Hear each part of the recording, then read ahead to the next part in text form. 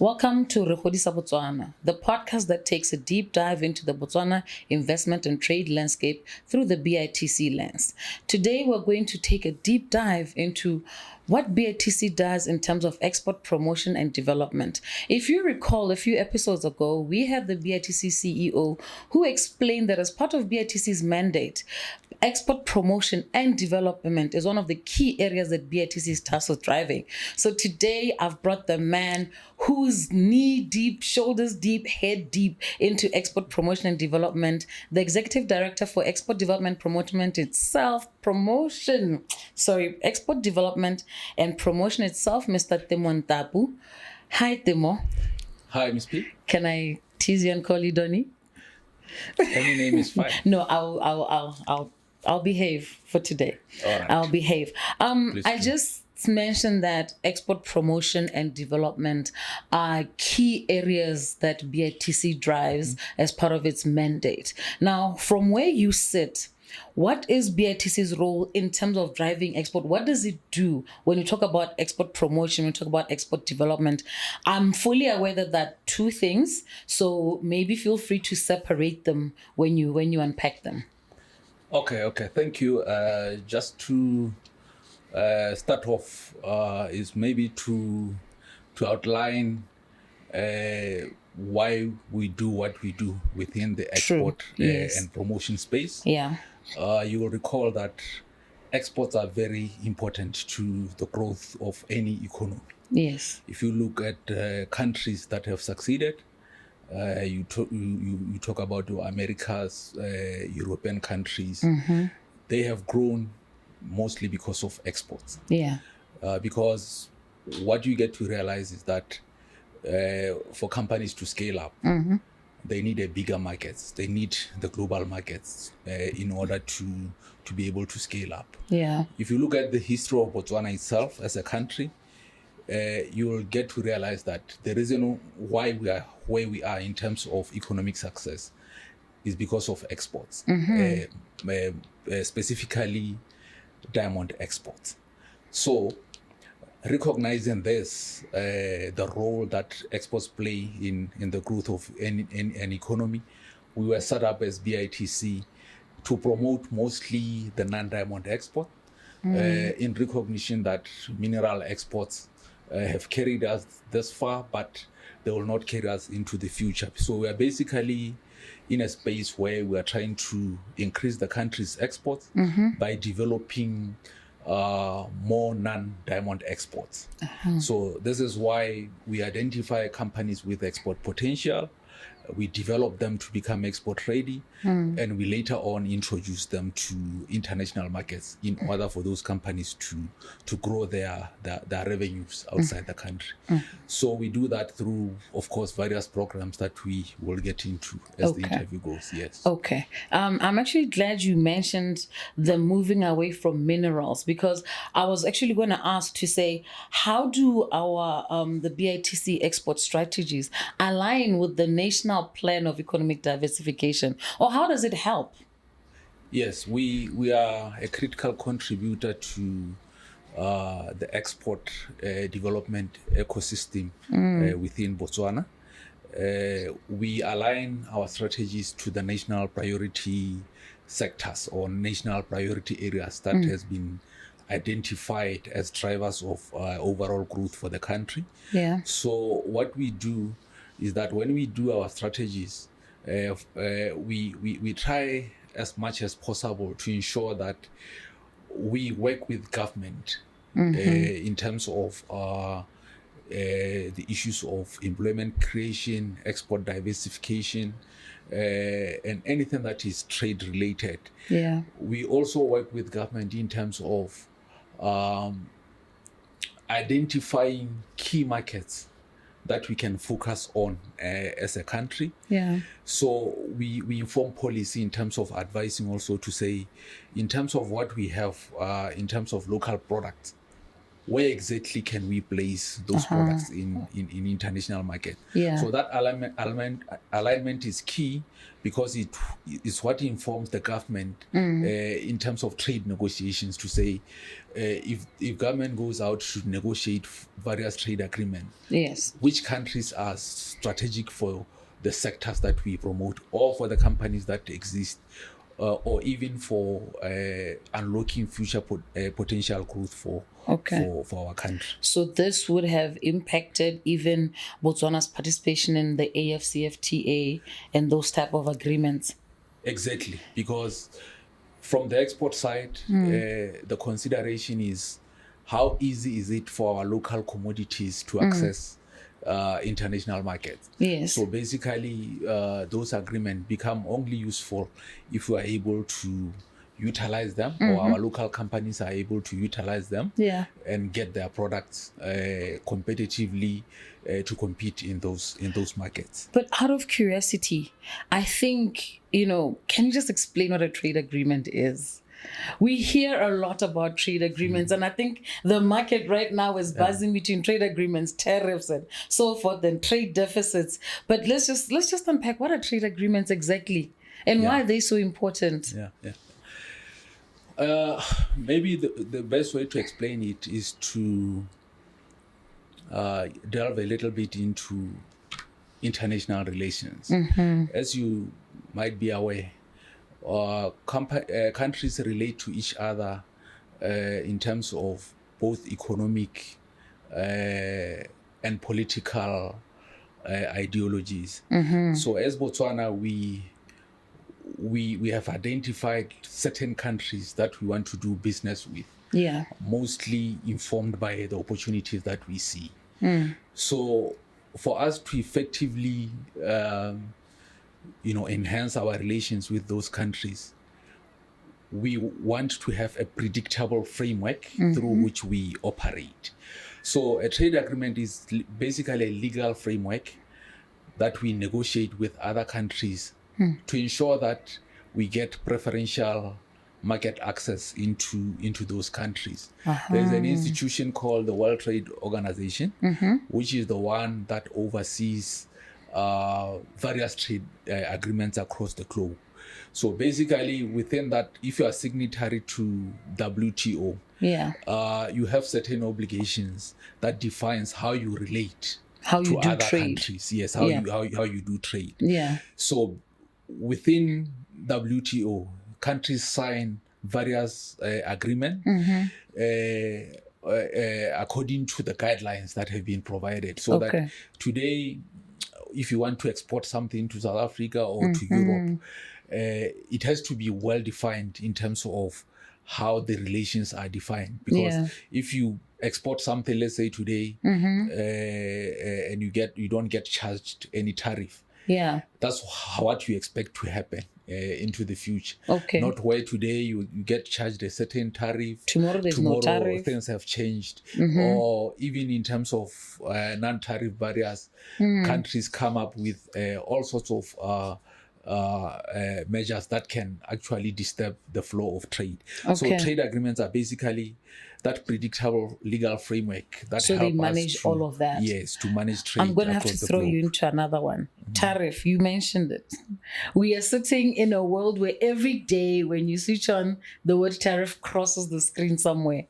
What are those? Because clearly they are linked to the trade agreements, and clearly they affect how we import and export and how we do our trade with other countries. Yes, a tariff is a form of a tax that countries impose on imported products. And countries, the reason why countries impose tariffs, it could be for a number of reasons. For example, if as Botswana, we have an industry that we want to protect, and we feel we have capacity locally to produce that commodity. To protect the local manufacturer, we can impose a tariff. And naturally, the tariff raises the price of the imported commodity. And we do that because we believe it will help to give a competitive edge to our local producers to compete against foreign imported products. So basically, countries impose tariffs mostly to grow their local industries. Yes. Okay. Oh, that explains a lot. Okay, no, I had to get those out of the way because I'm telling you, my brain has been inundated with those keywords running around. But in terms of now listening to you speak and listening to how these markets are and these big markets and this landscape and ecosystem that you get into, one would think, and I think this is a perception, that to be an exporter, you have to be a big company. But I would like to know, in terms of what BITC does, what kind of support, and is it for big companies like major producers, or can it be an SME? What do we do in terms of support? Yeah, as much as scale is required to export, Yes. it doesn't mean that SMMEs cannot export. Okay. Remember, when you talk about exports, you are not only focused on physical goods. You also have service products that maybe somebody who's in the IT sector can do from their one-man office or two-man office. Yes. They can be servicing a company in America with an ICT solution. And that's deemed as an export? Yes, it's deemed as an export because it's consumed in a foreign country. Outside of our borders. Yeah, so depending on what you export, size might not matter. But then when you talk about physical goods and commodities, of course, you need to reach a certain scale for you to be able to compete effectively with other big exporters. So from our side, we support, as BITC, we support different sized companies, those that are at a startup stage, those are at the beginning of their export journey, in the middle, and the larger exporters. There's a solution for everybody, and we try to tailor make our solutions on the basis of the size of the company and their own unique situation. So that is what we call export development. Yes, that is what we call export development, which take into consideration the peculiar challenges that our companies face. So you might find that, when you talk about larger exporters, all they require is market diversification.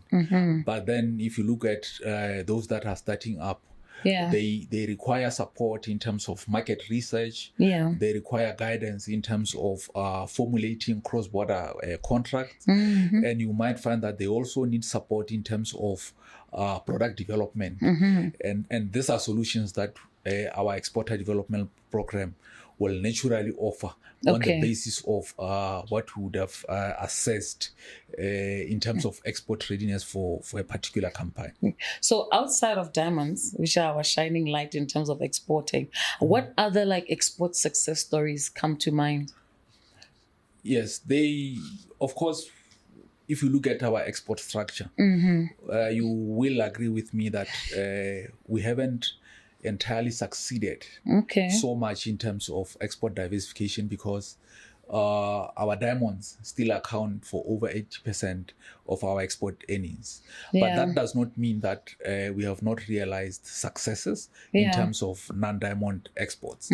If you take, of course, other critical export products like your beef, your mineral commodities like copper, coal, soda ash, and then if you look at manufactured products, we have plastic pipes, we have face bricks, we have products like organic fertilizers.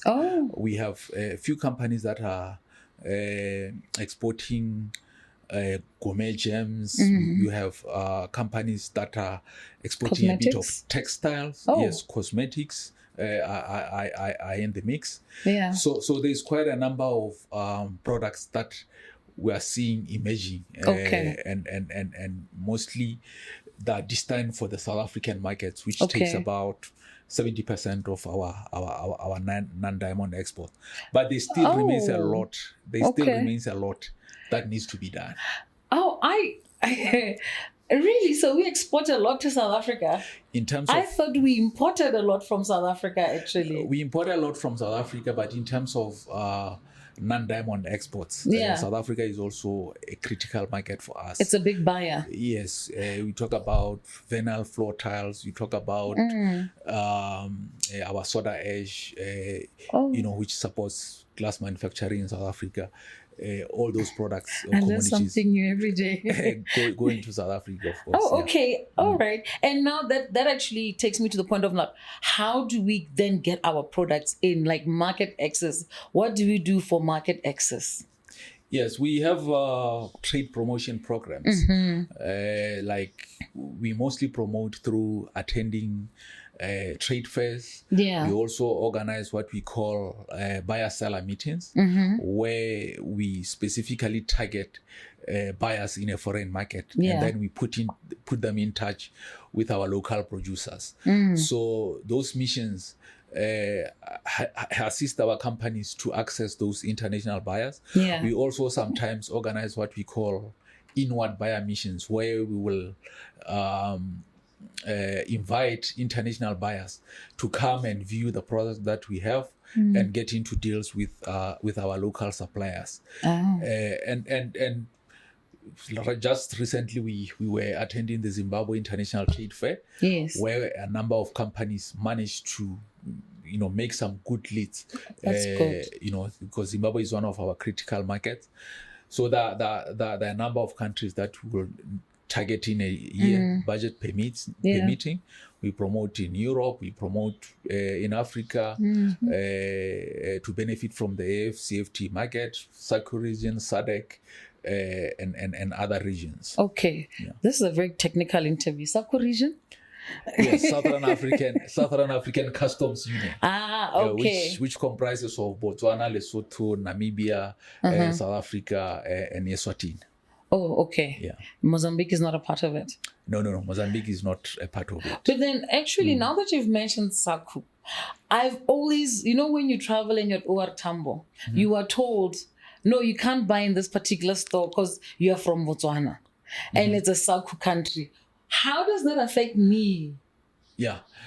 The SACU, or Southern African Customs Union, is considered as a common market. Okay. So basically within a common market, when goods move within that jurisdiction, you don't pay any tax. Okay. You only pay, like, for example, if you import products from South Africa, you only pay value-added tax. You don't pay any excise duty. So because it's a common market, you will not be allowed to buy because that duty free. Yeah, because you will be buying product from South Africa and bringing it into Botswana. Into Botswana. Yes. And on the issues of competition, there are certain commodities that are restricted from being traded across borders in a customs union, because you might be posing added competition to the local manufacturers. So it's basically meant to say, in this customs union, we try to promote industrialization in each member state, and we don't want to kill businesses. Yes. While goods can move freely, but all we want to do is to make sure that industries thrive within these regions. We don't produce wine. But then I can't get wine in a duty-free store. But we don't produce wine. It's not bringing competition here. And unfortunately, with customs union, because these are legal regulations, that's what we signed for as a country. Okay. Because we are saying we are a common market. We hunt as a pack. Therefore, for us to effectively implement measures within a customs union, that's what we signed up for. So we lose out on the nice prizes. Okay, clearly this is a personal matter. No, not necessarily. You might not be buying from the airport, because remember, airport is a duty-free zone. Yes. But if you buy outside the duty-free zone, you can bring that stuff in. Okay. Yes, it's But only, then now I'm going to have to pay it's only BURS. it's only at the airport. Yeah. Because those products are exempted from duty. Uh-huh. But then if you buy outside the duty-free zone, you can still bring the product in, and then you get charged VAT at the border. Okay. It's only for that specific one that you are mentioning. It's only in the airports because those products are exempted from duty. Therefore, if you bring them here, the pretext is that you are buying at a preferential rate compared to what somebody outside the airport is buying which is the rate I personally would be wanting. No, you can't get. I can't. No, clearly, I've made peace with that. I just wanted to understand because. No, it's all about competition, ensuring that there is a fair competition within our industries. No, it makes perfect sense. I mean, like you said, we get into these trade agreements to ensure a certain balance and a certain way of working to define that framework. Yes. And if that's the agreement, that is the agreement. Yeah. But out of curiosity, what challenges have we come across in terms of trying to get our products out there into the international market? I know that, it only starts off with Botswana is a small market, just 2 million people, but we've got the SADC region, we've got the Africa region. But what challenges do we face? Yes, there is quite a number of challenges. First and foremost, currently we have a limited range of products that are exportable. And the reason why it's like that is because our SMMEs have not yet reached the scale to sometimes compete with other international companies. Yes. And then apart from that, there are always concerns around quality issues because when you sell outside, there are certain quality standards that you have to adhere to. It's not like we don't have quality product, but sometimes for SMMEs, attaining those quality standards is a bit pricey for them. And once you have acquired those standards as well, you have to maintain. So to some SMMEs, it becomes quite a challenge to acquire and maintain those quality standards. And then the other challenge is just the knowledge of how to do cross-border business. So you find that we do a lot of work around capacitating our companies to handle cross-border contract. And sometimes because of the small scale of our companies, it becomes a challenge for them to acquire certain skills that one needs to do cross-border business. So the issue of scaling up sometimes acts as a big constraint. So are you then saying one should not be in a rush to export, but rather to build themselves up first? It's always critical to be ready. Yes. When you do cross-border business, because there are certain pressures that exporting put on our companies. First and foremost, when you export, the question is always, do you have the required resources? Not only financial, but human resource wise, technology wise, skills wise, production wise. Do you have the capacity to be able to export? So it's always good to ensure that when you dream about exporting, you do a self-check to say, if I want to do this business, do I have somebody to handle the export business? Can I produce the right product? Do I even have an exportable product in the first place? Do I understand the markets? Is my pricing competitive? My production costs, are they at a level where I can be able to compete? In terms of promoting the product or marketing the product in international market, do I have the capacity or the know-how? In case something goes wrong, once I've sold this product to an external market, do I have a proper recall procedure?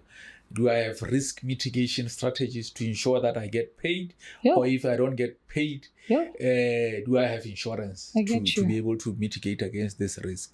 So it's a whole array of things that one has to look at to ensure that they cover all the gaps before they plunge into the international markets. So it is basically exporting is not an easy thing. That's what you say. It's both in fact, because it can be easy.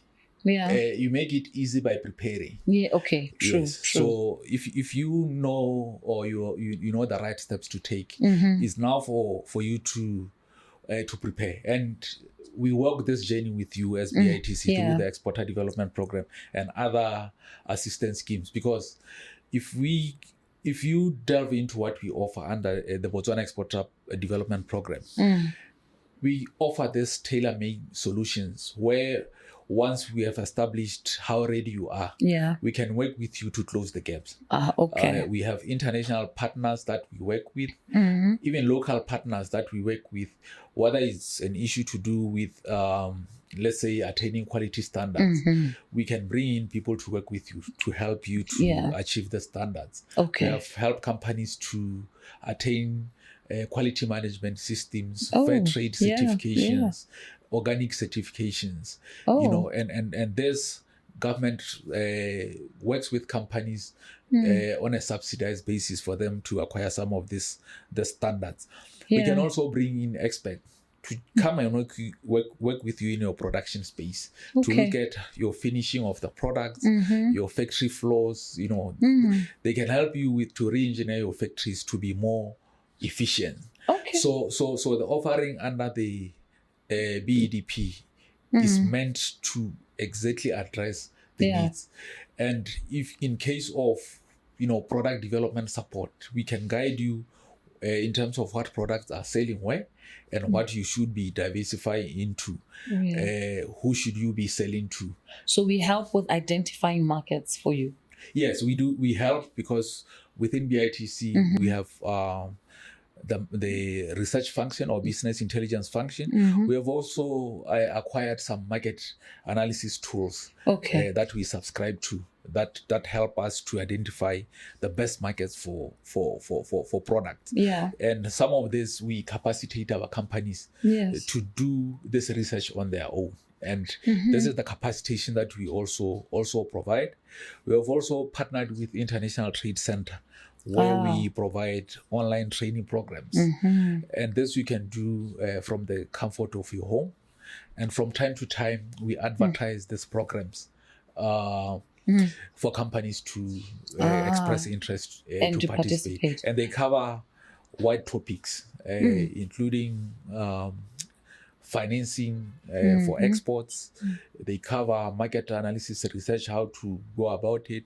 So we offer 5-6 courses in a year that cover different aspects. So basically we're taking the potential exporter holistically and turn them into a true exporter. Yes, because our aim is to be able to turn non-exporters into exporters, and to ensure that we retain the existing exporters to expand. But out of curiosity, that's a lot that is being offered. Then I'm sitting at home thinking to myself, is there a cost attached to that? I mean, it's a service offering from BITC, but is there a cost attached to that? It's a mix of the two. Certain services are offered free of charge. Certain others are offered on cost-sharing basis with the companies, because what we have realized over the years is that if you offer free things, sometimes people tend to question whether it's worthwhile. Yes. So and again, when we work with companies, we want a certain level of commitment, because if you are going to commit government funds to assist companies, you want people that are more serious about doing or implementing their strategies, of course, with government assistance. So we try to work on a blended model, where companies put something on the table, and then we support as government to assist those companies. It makes perfect sense, because you want that commitment, and you don't get commitment if you don't have any skin in the game. Exactly. So if it gets tough, you just quit. Exactly. So we want you to go through the whole process, because obviously there's going to be a lot of investment going into you as a business person. But I want to change your mind and say, let's have a future or a forward look, like into the future. Where do you see Botswana's exports going? What are there any projects that are in the pipeline that you see as existing for the future? What's the future outlook for our export development? Yes, the future for us it's embedded in national priorities like your Vision 2036, Yes. where we have ambitions to be an export-led economy. Yeah. So where we are all heading is that we are looking forward to graduating from what I can say is the middle income trap that we currently find ourselves in. Yeah. And the way we see things is that the export sector holds so much potential of driving us into achieving our future aspirations. Yes. And that means we need to move beyond producing simple products. Yeah. We need to be more innovative. If you look at how successful companies or countries have transformed, Yeah. they're all driven by innovation. You look at countries like South Korea, for example, they managed to transform in 15 years. And make the most wonderful form. Yes, and at the core of it was innovation. Just innovation. Yes. So if we want this sector to carry us into the future, those are the sort of things that we need to look into. Yes. And from BITC side, we want to help the country to generate more exports, diversify the economy. Yes, to have more exporters and to have more exportable products. So that's definitely. the future that we are looking at. Okay, look, there's a lot I could ask you. I wanted to go down other paths that you mentioned, free trade agreements, fair trade, and all that other stuff. But I'm definitely going to have you back. Thank you. Yes, you have to agree. I was not going to give you room to say no. I'm definitely going to have you back because I think there's more that we can unpack, especially helping us understand the trade landscape. But for today, I think you've given us a mouthful. I believe so, and we will be ready to come and share definitely some more in the near future. Thank you so much, Temo. Thank you. Thank you very much. And that was quite a lot to learn with regards to the export and predominantly the trade landscape and how BITC plays its role in that regard. I think if you want to learn more, if you want to know in terms of exporting, the export development program that Tim was talking about, feel free to check all our social media platforms. On Facebook is Botswana Investment and Trade Center. On X it's go_Botswana1. On Instagram is go_Botswana1, and obviously on YouTube, follow more as we upload and unpack more about BITC. Thank you very much.